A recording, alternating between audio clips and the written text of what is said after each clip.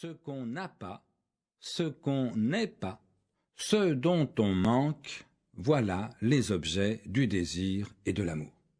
L'homme est fondamentalement désir d'être, et le désir est manque. Tant que nous désirons ce qui nous manque, il est exclu que nous soyons heureux.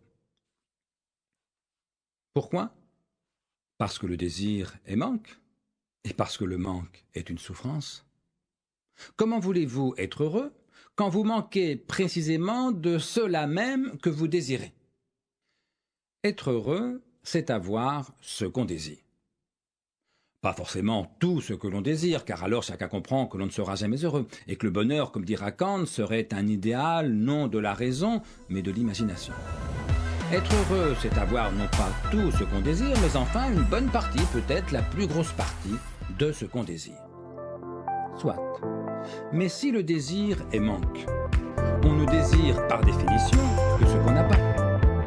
Or, si l'on ne désire que ce qu'on n'a pas, on n'a jamais ce qu'on désire. Donc, on n'est jamais heureux. Non pas que le désir ne soit jamais satisfait, la vie n'est pas difficile à ce point.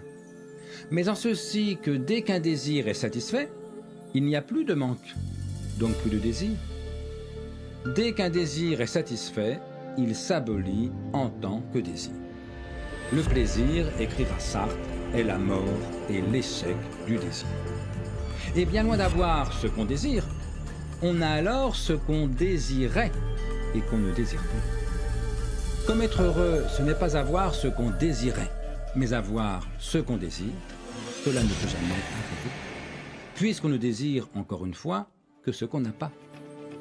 Si bien que tantôt on désire ce que l'on n'a pas et l'on souffre de ce manque, tantôt on a ce que dès lors on ne désire plus, et l'on s'ennuie, comme l'écrira Schopenhauer, ou l'on se dépêche de désirer autre chose. Tant que demeure éloigné l'objet de nos désirs, il nous semble supérieur à tout le reste. Est-il à nous que nous désirons autre chose? Et la même soif de la vie nous tient toujours en haleine. Tant que le désir est manque, le bonheur est manqué. Quand je désire ce que je n'ai pas, c'est le manque, la frustration, ce que Schopenhauer appelle la souffrance. Et quand le désir est satisfait, ce n'est plus la souffrance puisqu'il n'y a plus de manque. Ce n'est pas le bonheur puisqu'il n'y a plus de désir. C'est ce que Schopenhauer appelle l'ennui, qui est l'absence du bonheur au lieu même de sa présence attendue. On se disait « qu'est-ce que je serais heureux si ?» Et tantôt le « si » ne se réalise pas et l'on est malheureux. Tantôt il se réalise et l'on n'est pas heureux pour autant. On s'ennuie ou l'on désire autre chose. D'où cette phrase que j'annonçais qui résume si tristement l'essentiel.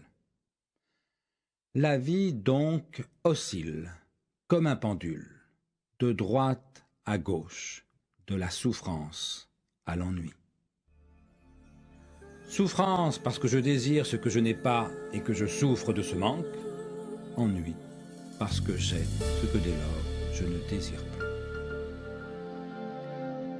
Il y a deux catastrophes dans l'existence, disait Georges Bernard Shaw. La première catastrophe, c'est quand nos désirs ne sont pas satisfaits. La seconde, c'est quand ils le sont.